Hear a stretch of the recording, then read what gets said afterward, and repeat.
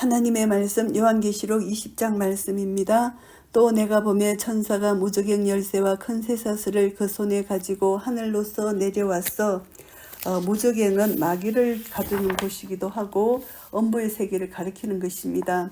이곳은 사단과 짐승을 비롯한 마귀의 세력이 거하는 처소이고요. 1000년 동안 사단이 갇히는 감옥입니다. 쇠사슬 천사가 이제 무저갱의 열쇠와 큰 쇠사슬을 가지고 와서 사단을 결박하는 것입니다. 무저갱에 거주하는 사탄의 세력과 권세가 제한된다는 것을 암시하는 말씀이고요. 용을 잡으니 곧 옛뱀이요 마귀요 사단이라 잡아 1000년 동안 결박하여 12장 9절과 동일한 표현입니다. 하나님을 대적한 악한 자에 대한 호칭을 4가지로 여기서 말씀하는데 용입니다. 용은 이제 구약 성경에서 리어야단, 라합, 악의 뱀으로 불리는 것인데요. 머리가 7이고 뿔이 10입니다. 그 머리에는 7 면류관이 있습니다. 12장 3절 말씀이고요. 이는 하늘의 대적자를 가리키는 것인데요. 하나님을 대항하며 하나님의 백성을 핍박하는 박해하는 존재, 이것을 말하고요. 옛뱀은 창세기 3장에서 아담과 하와를 속이던 뱀을 상기시키는 호칭이고요. 속이는 자를 의미합니다. 마귀요 사단이라, 이 마귀는 이제 비방하는 자, 사단은 대적자를 의미합니다. 그래서 마귀와 사단은 사람들의 죄를 하나님에게 고소하는 고소자, 비방자이고요. 잡아 1000년 동안 결박했습니다. 구속했다는 것이죠. 하나님의 능력으로 구속했다는 것입니다. 잡아 가뒀다는 것이죠. 무저갱에 던져 잠그고 그 위에 임봉하여 1000년이 차도록 다시는 만국을 미혹하지 못하게 하였다가 그 후에는 반드시 잠깐 노일이라. 천사가 1000년 동안 사단을 무저갱에 가두는 이유를 말씀합니다. 여기서 만국은 해석상의 어려움이 있는데요. 왜냐하면은 앞장에서 메시아와 적그리스도의 전쟁에 인류가 참가했고 적그리스도를 따르던 왕들과 군대는 메시아에 의해 패배한 것으로 나타났기 때문입니다. 19장 18절에서 21절요. 그럼에도 불구하고 본절에서 다시 만국이 언급된 것에 대해서 학자들은 2가지 견해를 주장하는데요. 어떤 자는 19장에서 언급된 적그리스도와의 전쟁에 참여하지 않는 나라라고 주장하고요. 어떤 자는 전쟁에 참여하였다가 남은 자라고 주장합니다. 2가지 견해는 나름대로의 타당성을 지니고요. 만국을 미혹하지 못하게 하였다가는 이 말씀은 사단을 1000년 동안 구속하는 것이 형벌이 아니고 사단의 영향력을 상실케 해서 사단으로 하여금 더 이상 미혹하지 못하게 하는 것, 1000년 동안 하나님의 백성을 공격하지 못하도록 함에 있다는 것이죠. 그 후에는 반드시 잠깐 노일이라, 이 말씀은 이제 하나님의 목적입니다. 사단이 무저갱에서 잠깐 동안 풀려나는 것은 사단을 무저갱에 구속한 것과 같이 하나님의 계획이라는 것이죠. 세상의 종말을 하나님이 초래하기 위한 하나님의 계획이라는 것입니다. 또 내가 보좌들을 보니 거기 앉은 자들이 있어 심판하는 권세를 받았더라. 또 내가 보니 예수의 증거와 하나님의 말씀을 인하여 목뱀을 받은 자의 영혼들과 또 짐승과 그의 우상에게 경배하지도 아니하고 이마와 손에 그의 표를 받지도 아니한 자들이 살아서 그리스도로 더불어 1000년 동안 왕노릇하니. 하나님 보좌에서 이렇게 보니까 이제 거기에서 거기 앉은 자들이 있습니다. 심판하는 권세를 받았습니다. 그리고 또 보니까 예수의 증거와 하나님의 말씀을 인해서 목뱀을 받은 자들의 영혼들이 있고요. 또 짐승과 그의 우상에게 경배하지도 아니하고 이마와 손에 그의 표를, 짐승의 표를 받지도 아니한 자들이 살아서 1000년 동안 그리스도로 더불어 왕노릇 한다는 것입니다. 이것은 이제 5장 9절 10절 말씀의 반복이고 다니엘서 7장 말씀을 반영하는 말씀입니다. 옛적부터 계신 자가 성도들을 위하여 신원할 뿐만이 아니라 때가 되어서 나라를 성도들에게 주는 것입니다. 그리스도에게 충성을 다한 자들이 죽임을 당하였든지 당하지 않았든 간에 모두가 하나님 나라를 받을 뿐만이 아니라 그리스도와 더불어 왕권을 가지고 1000년 동안 통치할 것을 말씀합니다. 그리스도에게 충성한 자들이 부활해서 그리스도와 더불어 1000년 동안 통치한다는 것이, 이것이 살아서 이 말씀입니다. 그래서 이제 그 나머지 죽은 자들은 그 1000년이 차기까지 살지 못하더라. 이는 첫째 부활이라. 그 나머지 죽은 자들은 불신자를 가리킵니다. 불신자들은 천년이 지나기까지 육체적인 부활을 하지 못한다는 것이죠. 그리고 이제 첫째 부활에 참여하는 자는 이렇게 순교자, 그리고 표를 받지 않는 자, 이것을 말씀합니다. 첫째 부활이 있다는 것은 둘째 부활도 있다는 뜻이잖아요. 그래서 이제 4절에서 언급된 그리스도에게 충성한 자들과 순교자들의 육체적 부활은 첫째 부활이고요. 둘째 부활은 불신자들이 둘째 부활에서 사망으로 들어가는 것이 둘째 부활, 둘째 사망입니다. 이 첫째 부활에 참여하는 자들은 복이 있고 거룩하도다. 둘째 사망이 그들을 다스리는 권세가 없고 도리어 그들이 하나님과 그리스도의 제사장이 되어 천년 동안 그리스도로 더불어 왕노릇하리라. 첫째 부활에 참여한 자들은 하나님께 속하였기 때문에 복이 있고 거룩한 자들입니다. 그래서 둘째 사망이 그들을 다스리는 권세가 없다는 이 말씀은 둘째 사망은 모든 사람이 직면하게 되는 육체의 사망을 가리키는 첫째 사망과 대조되는 개념입니다. 둘째 부활에 참여하여 하는 불신자들이 맞게 되는 사망이고요. 이것은 불못에 던져오는 심판을 가리킵니다. 첫째 부활에 참여한 자들이 복이 있는 것은 둘째 부활과 전혀 상관이 없어서 영원히 고통을 당하는 둘째 사망의 지배를 받지 않기 때문이고요. 도리어 그들이 하나님과 그리스도의 제사장이 되어 이 말씀은 구약시대의 제사장은 성전에서 봉사하면서 하나님과 직접적으로 교제하는 자들이었습니다. 이와 마찬가지로 첫째 부활에 참여한 자들은 직접 하나님 앞에 나아갈 권리를 소유한 자들이고요. 하나님의 임재를 누리며 교제를 나누는 자들이고요. 천년 동안 그리스도로 더불어 왕노릇하리라. 이 말씀은 첫째 부활에 참여하는 자들은 제사장일 뿐만 아니라 왕권을 소유하고 그리스도와 더불어 천년 동안 통치하게 된다는 말씀입니다. 4절 말씀요. 천년이 참에 사단이 그 옥에서 놓여. 이제 3절 말씀의 반복인데요. 사단은 그리스도와 첫째 부활에 참여한 자들이 다스리는 정해진 기간 동안 무저갱에 갇혀 있다가 그 기간이 지난 후 잠깐 풀려나게 됩니다. 참에 이 말씀은 하나님께서 정하신 일정 기간에 도달했다는 것이죠. 그래서 이들이 이제 그 기간이 찰 때 이제 무저갱 옥에서 잠깐 놓여나는 것입니다. 나와서 땅의 사방 백성 곧 곡과 마곡을 미혹하고 모아 싸움을 붙이리니 그 수가 바다 모래 같으리라. 땅의 사방 백성과 동일시 되고 있는 곡과 마곡은 에스겔서 38장 39장에 나타나는 것인데요. 이것을 보면은 천년 동안 천년왕국 기간 동안 하나님을 떠난 자들이 있다면 그들은 이제 그 죄가 예부적인 조건이 아니라는 것을 알 수가 있습니다. 왜냐하면은 사단이 천년 동안 갇혀 있었기 때문에. 그래서 그 죄가 이제 제약된 자기 마음에서 비롯됐다 이렇게 생각할 수가 있잖아요. 그래서 이제 미혹하는 이 사단이 무정에게서 이제 천년 만에 풀려나서 행한 일은 속이는 자이기 때문에 사단은 이제 사람들을 속인다는 것이죠. 그럼 이 천년 동안 이 천년 왕국에 누가 살고 있느냐 우리가 생각해 본다면은 우리가 이제 3절 말씀에서 우리가 이제 언급된 것처럼 만국이라는 언급이 됐잖아요. 그래서 적그리스도와의 전쟁에 참여하지 않는 나라들 그리고 전쟁에 참여하였다가 남은 자들 이런 자들도 천년왕국에 들어갈 수가 있을 것 같고요. 그리고 이제 20장 또 4절 말씀에서 보시면은 예수의 증거와 하나님의 말씀을 인하여 목뱀을 받은 자들의 영혼들이 있고요. 또 짐승과 그의 우상에게 경배하지도 아니하고 이마와 손에 그의 표를 받지도 아니한 자들이 살아서 그리스도로 더불어 천년 동안 왕노릇 하는 것입니다.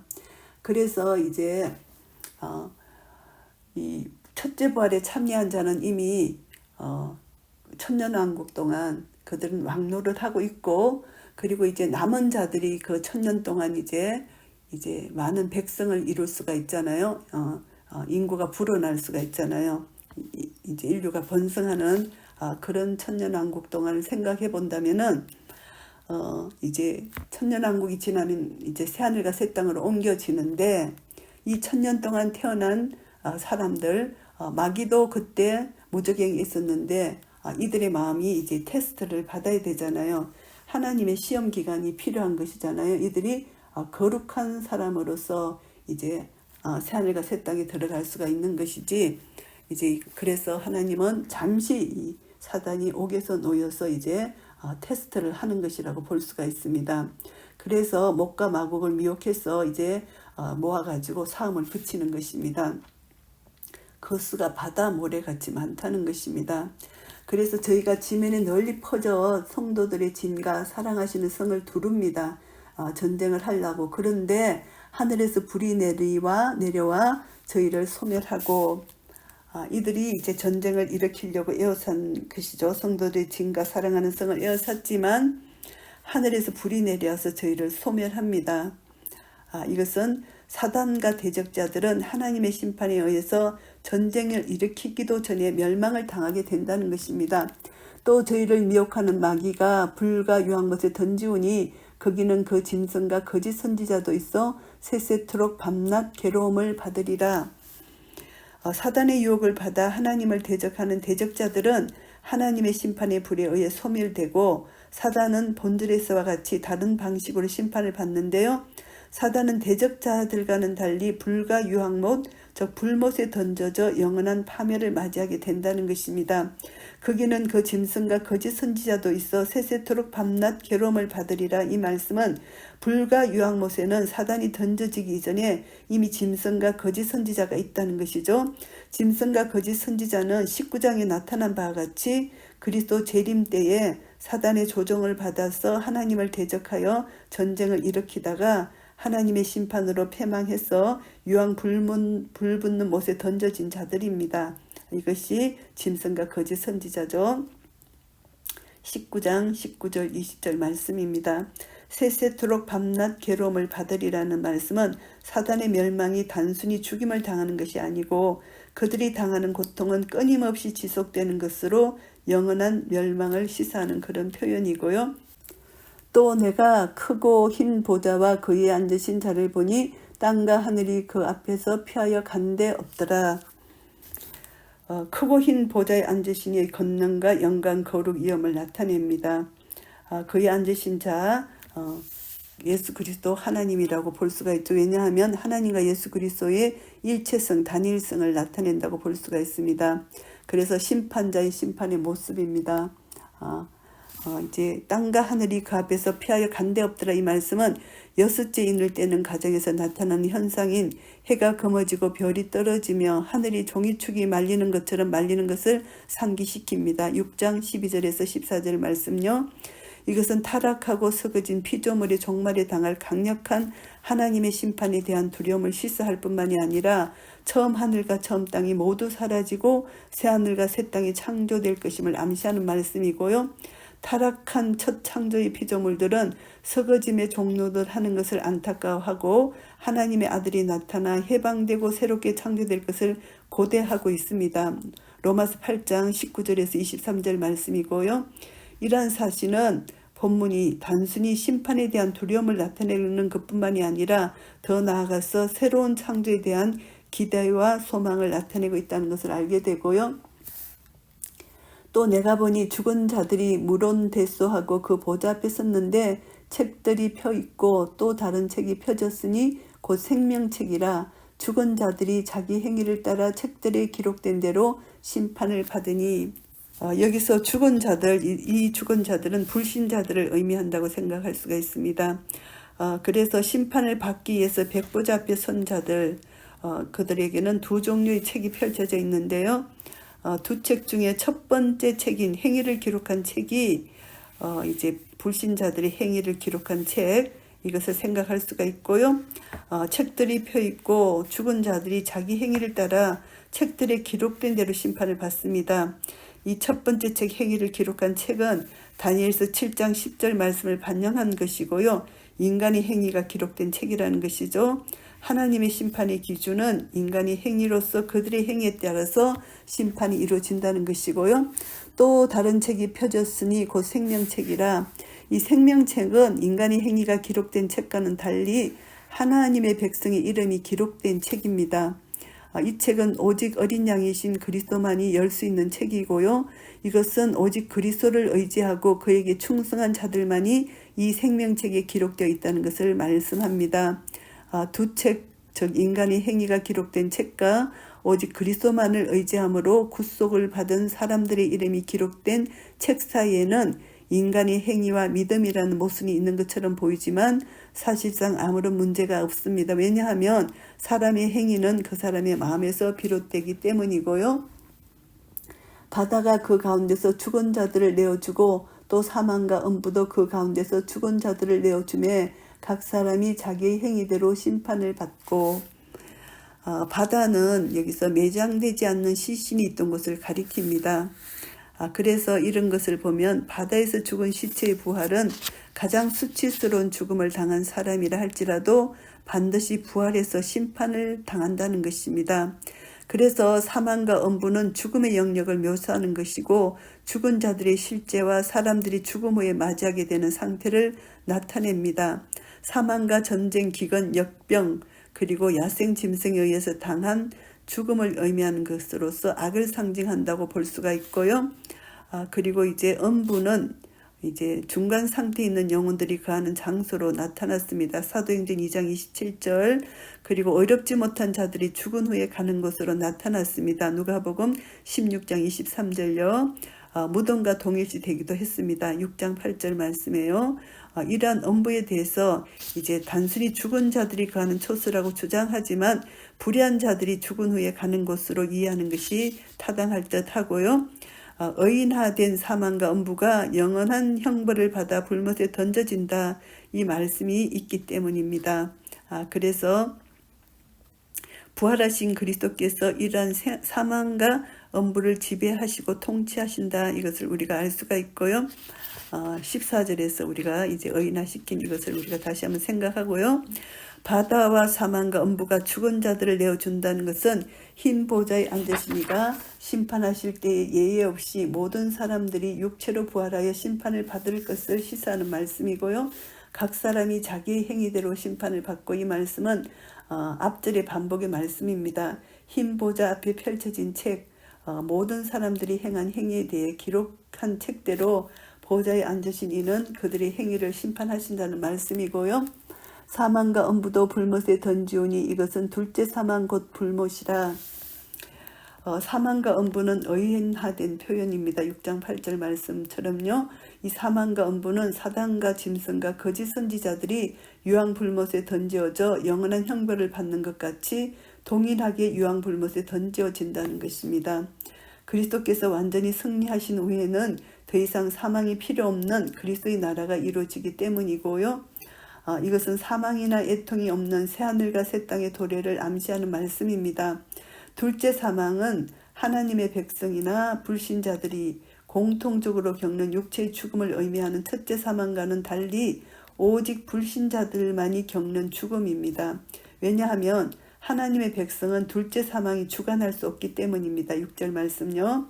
그래서 이러한 둘째 사망은 불못과 동일시되고 있습니다. 불못은 일반적으로 지옥을 의미하는 게헨나와 같은 의미를 지닌다고 하는데요. 이 게헨나는 흰놈의 골짜기를 의미하는 히브리어 게힌놈에서 비롯된 것이라고 하고요. 게힌놈은 예루살렘 성 밖 남쪽에 위치한 곳으로 예루살렘 성의 서래기를 태우기 위해서 늘 불이 붙고 있었다고 하고요. 또 몰렉 우상을 숭배하면서 인간을 희생 제물로 드릴 때 불로 태운 곳이기도 합니다. 열왕기하 16장 3절 말씀요.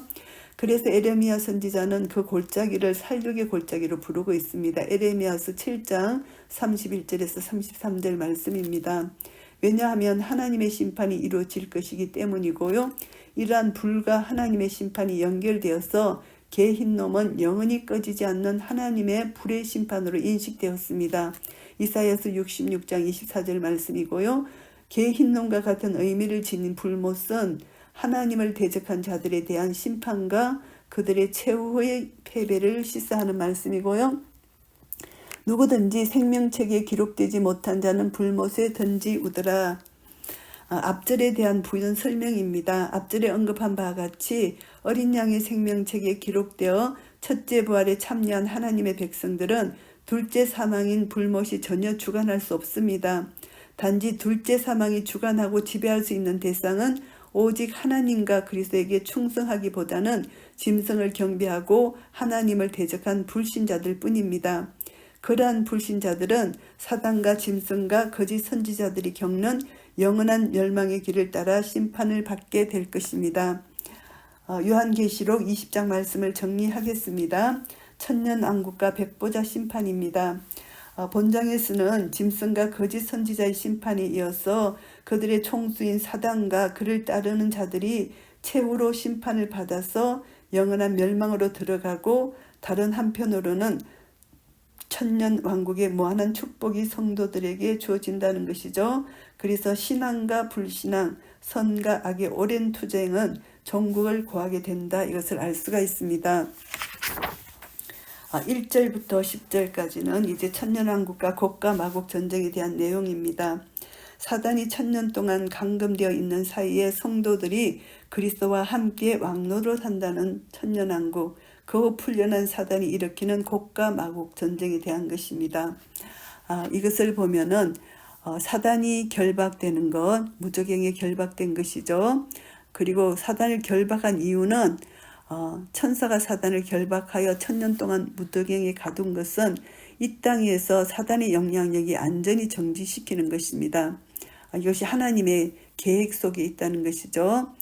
그래서 1000년 왕국 동안 그리스도의 권세에 의해서 사단의 활동은 완전히 정지되게 되어 있다는 것이죠. 그래서 사단이 결박되고 1000년 동안 무저갱에 갇혀 있는 것은 왜 실제적으로 이것이 필요하나 하면은 천년왕국 기간 중에는 그리스도께서는 그의 나라를 모든 사람들에게 공개적으로 나타내 보이실 것이고, 하나님께서 그의 백성에게 약속하신 모든 언약이 그때 가서 성취될 것이기 때문이고요. 그렇기 때문에 천년왕국은 그리스도와 그를 따르는 자들이 이 땅에 있는 동안에 이루어 놓은 거룩한 증거가 실제로 진실됨을 증명하게 될 것이기 때문입니다. 천년왕국은 인간이 하나님을 대적하고 반역한 이유가 사단의 유혹과 기만에만 있는 것이 아니고 인간 스스로의 부패한 마음에서도 기인한다는 것을 보여줄 필요가 있다는 것입니다. 그래서 잠시 이제 사단이 무저갱에서 풀려나는 것이 바로 그런 뜻입니다. 그리고 이제 천년왕국은 인간 사이에 널리 확산되고 심화되어 있던 죄악을 청소하는 시기가 될 것이고요. 그리고 이제 최후의 심판 후에 있을 새하늘과 새 땅에 참여하기 위한 필수적 시험의 코스라고 볼 수가 있습니다. 그래서 천년이 차도록 감금되었던 사탄이 잠잠 놓이게 되어서 곡과 마곡 전쟁을 일으킵니다. 그것을 보면은 우리가 이제 평화와 의의 기간 1000년 동안 사탄이 없기 때문에, 미혹하는 자가 없기 때문에 반대파가 없는 기간이잖아요. 그래서 사람들은 그들의 신앙을 경솔히 취급할 수도 있고 어떤 나태한 상태에 빠질 수가 있다는 것이죠. 그래서 사단이 잠깐 풀려난 이때 성도들에게 시험의 기간이라는 것을 말씀합니다. 신앙의 진수가 보존되려면 중요한 시험 기간이 꼭 필요하다는 것이죠. 그래서 사단이 일시적으로 풀려나서 하나님과 예수 그리스도의 권세가 영원한 것으로 다시는 해를 받지 않는다는 것을 보여주는 것입니다. 사단이 잠시 풀려난다 하더라도 즉시 영원한 불못에 던져질 것이고요. 첫째 부활에 참여한 자들은 둘째 사망이 그들을 다스릴 수가 없고, 이제 죽음과 부활과 승리에 동참하게 되는 이 성도들 영원한 생명으로 들어가는 것이죠. 그래서 1000년 동안 하나님과 그리스도의 제사장이 되고 왕노릇 할 것입니다. 그리고 이제 성도들은 영원한 영생, 새하늘과 새 땅에 들어가는 특권을 누리게 될 것입니다.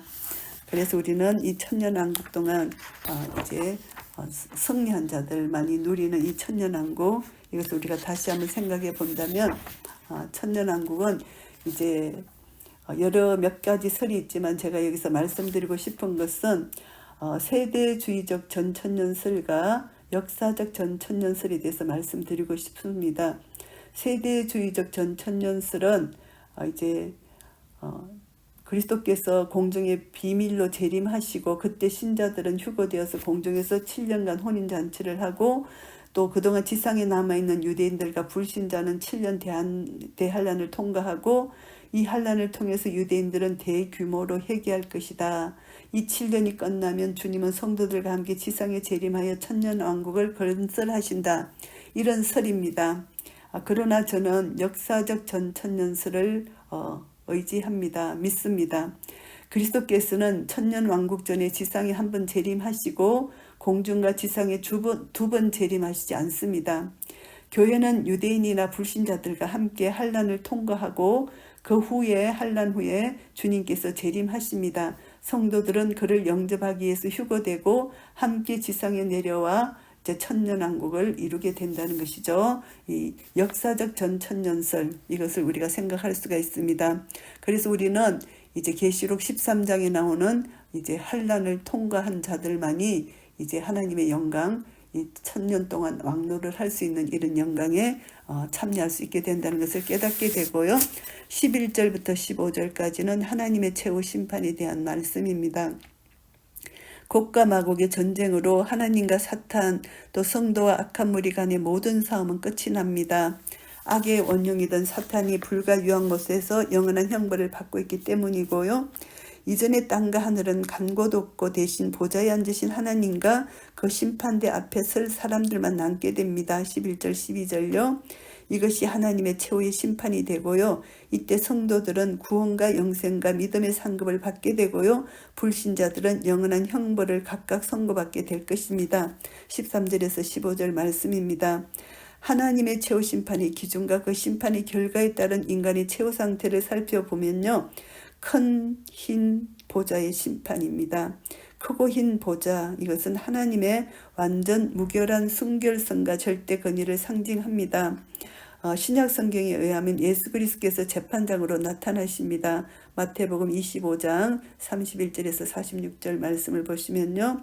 그래서 하나님 아버지 아들인 예수 그리스도는 하나이시기 때문에 이제 우리는 나와 아버지는 하나이다 이런 표현을 쓰시잖아요. 요한복음 10장 30절에서. 그래서 크고 흰 보좌에 하나님이 앉으셔서 심판하시는 것은 바로 예수 그리스도가 앉으셔서 심판하신 것이라는 것과 동일하다는 것이죠. 하나님과 예수 그리스도는 일체시니까요. 그래서 하나님께서 최후 심판 때 재판장이 되신 것을 보면은 이제 공의롭게 판단, 재판하신다는 것입니다. 그들의 행위 책을 보시고 그래서 이제 행위를 적은 책들이 펼쳐진다. 그들의 행위를 따라서 하나님이 심판을 하신다는 것입니다. 그래서 이 심판은 공의로운 심판이라는 것이고요. 백보자 심판, 최후의 심판입니다.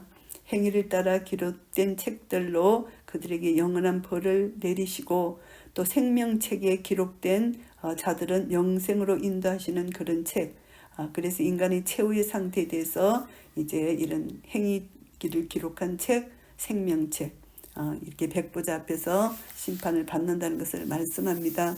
악인들의 최후는 결국 멸망이라는 것이고 우리는 이제 모든 환난을 통과해서 예수 그리스도의 이름을 증거하고 어린 양의 피를 믿는 그 믿음 안에서 인내하며 끝까지 주님의 이름을 이제 붙들고 지키는 자들에게는 새하늘과 새 땅, 영원한 생명을 누릴 수 있다는 것이고 이 영원한 생명은 하나님과 교제를 통해서 영원한 기쁨을 누리고 영원한 복을 누리고 영원한 사랑을 누리게 될 것입니다. 그래서 우리는 천년 왕국에서 이제 그리스도와 더불어 천년 동안 왕노릇할 뿐만이 아니라 새하늘과 새 땅에서 영원한 생명, 영생 복락을 누리며 하나님과 어린 양과 예수 그리스도 더불어서 우리는 함께 교제하며 사랑을 나누는 그런 복락을 누릴 것입니다. 그래서 우리는 다시 한번 이제 하나님 앞에서 우리 자신의 믿음을 점검하고 우리는 생명책에 기록된 자들답게 우리는 믿음을 가지고 예수 그리스도의 이름을 증거하는 그 믿음을 가지고 그리고 주님을 사랑하는 예수 이름을 끝까지 우리는 지키는 그런 사랑을 가지고 우리는 승리할 때 주님 보좌 앞에서 영원토록 감사 찬송을 아버지 하나님과 어린 양 앞에 올려드리는 구원하심이 우리 하나님과 어린 양께 있도다. 이 구원의 기쁨과 감격의 찬양을 영원토록 주님 앞에 올려드리며 새하늘과 새 땅에서 영생 복락 누리시는 한 분 한 분 되시기를 예수 그리스도 이름으로 축복합니다. 아멘.